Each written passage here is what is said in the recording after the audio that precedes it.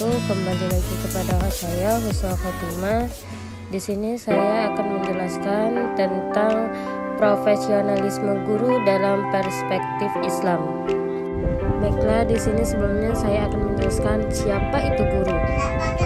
Guru adalah salah satu komponen pendidikan yang paling strategis. Andai kata tidak ada kurikulum secara tertulis, serta tidak ada ruang kelas dan sarana lainnya, namun masih ada guru, maka kegiatan pendidikan masih dapat berjalan. Misalnya, dapat melaksanakan pendidikan walaupun tidak ada ruangan kelas dan berbagai fasilitas belajar lainnya. Nah, di sini sudah jelas bahwa jika tidak ada guru, maka pelajaran tidak bisa dilaksanakan. Selanjutnya, di masa lalu ketika ilmu pengetahuan dan teknologi belum berkembang, sumber pembelajaran masih terbatas dan kekuasaan kaum agama dan ilmuwan masih sangat dominan. Peran dan fungsi guru sangat dihormati. Namun saat ini peran dan fungsi guru tersebut tengah mengalami pergeseran dan perubahan yang amat mendasar dan drastis. Penggunaan sains dan teknologi, terutama teknologi komunikasi, menyebabkan semakin mengecilnya peran dan fungsi guru karena banyak tugas-tugas keguruan terutama dalam transfer of knowledge atau menyampaikan ilmu pengetahuan sudah tergantikan oleh teknologi. Peran yang bergeser hanya pada fungsi-fungsi kebendaan yang bersifat mekanistik sebagai fungsi fasilitator, katalisator, dan mediator. Nah, walaupun saat ini ilmu dan teknologi sudah maju dan dapat digunakan dalam kegiatan belajar mengajar, namun peran dan fungsi guru tidak akan tergantikan. Komputer dan teknologi hanya sebagai alat untuk pengajaran, tetapi tidak dapat menggantikan tugas mendidik, yakni membina mental dan karakter bangsa secara utuh.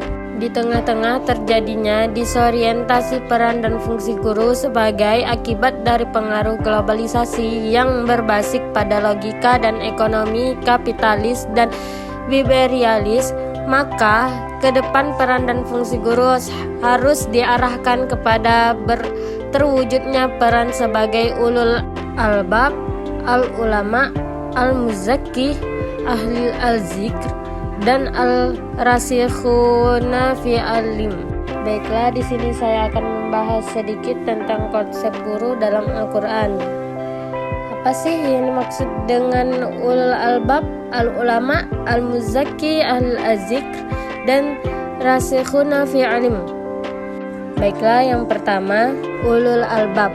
Berdasarkan petunjuk Al-Quran Surah Al-Imran ayat 190 dan 191 yang artinya, sesungguhnya dalam penciptaan langit dan bumi dan silih bergantinya malam dan siang terdapat tanda-tanda bagi orang-orang yang berakal, yaitu orang-orang yang mengingat Allah sambil berdiri atau duduk atau dalam keadaan berbaring dan memikirkan tentang penciptaan langit dan bumi.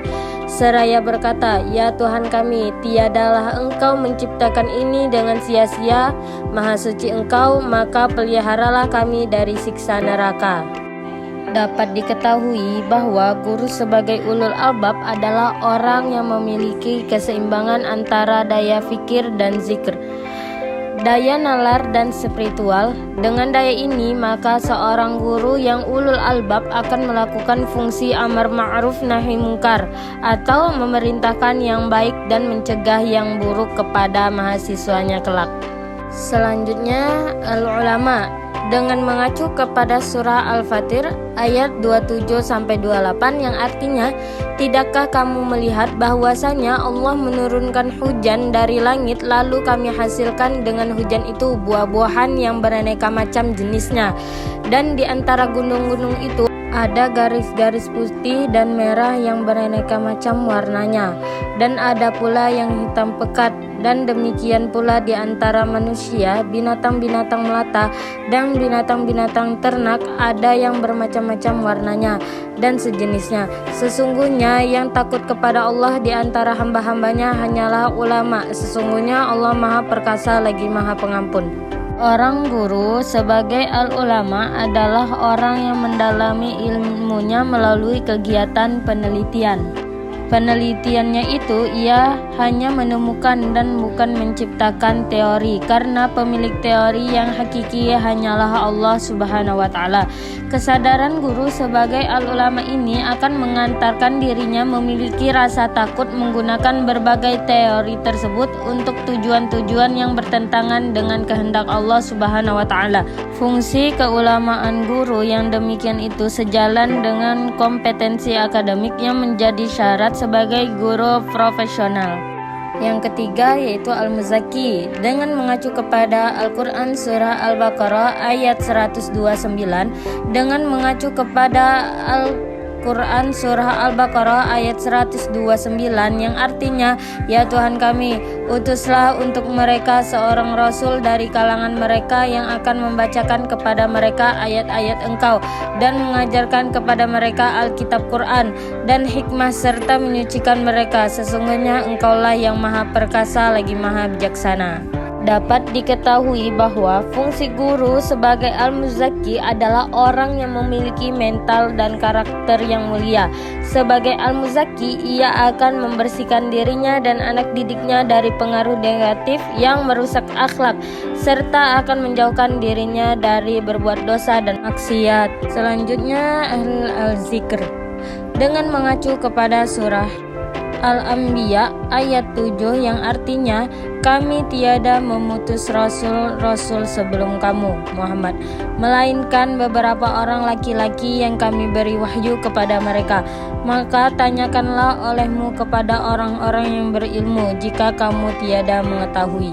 Dapat kita ketahui bahwa guru sebagai ahl al-zikr adalah orang yang menguasai ilmu pengetahuan dan memiliki peran sebagai expert judgemet, yakni keahlian yang diakui kepakarannya sehingga ia pantas menjadi tempat bertanya, menjadi rujukan, dan memiliki otoritas untuk memberikan penilaian dan pengakuan atau berbagai temuan ilmiah serta berbagai perilaku yang dilakukan anak muridnya.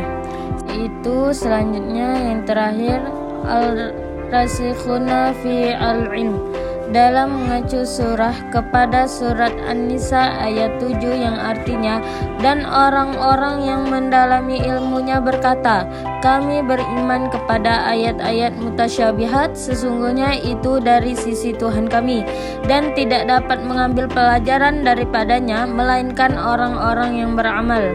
Sebagai al-rasikhuna fi al-ilm, seorang guru tidak hanya dapat memahami sesuatu yang bersifat empiris dan ekspelitis, melainkan juga menangkap pesan ajaran spirit, jiwa, hakikat, substansi, inti, dan esensi dari segala sesuatu yang dilihat dan diamatinya.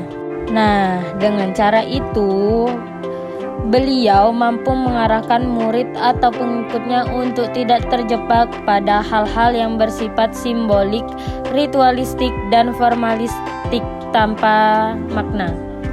Nah, dari banyaknya yang saya jelaskan tadi, maka kesimpulannya ialah dengan mengacu kepada konsep ulul albab dan yang lainnya tadi, maka seorang guru profesional akan menempatkan dirinya bukan hanya sebagai agen pembelajaran yang tunduk pada hukum transaksional, melainkan sebagai pengemban isi suci, penyelamat manusia dari kehancuran, membangun masa depan peradaban umat manusia, mengembangkan model pembelajaran yang efektif dan menyenangkan.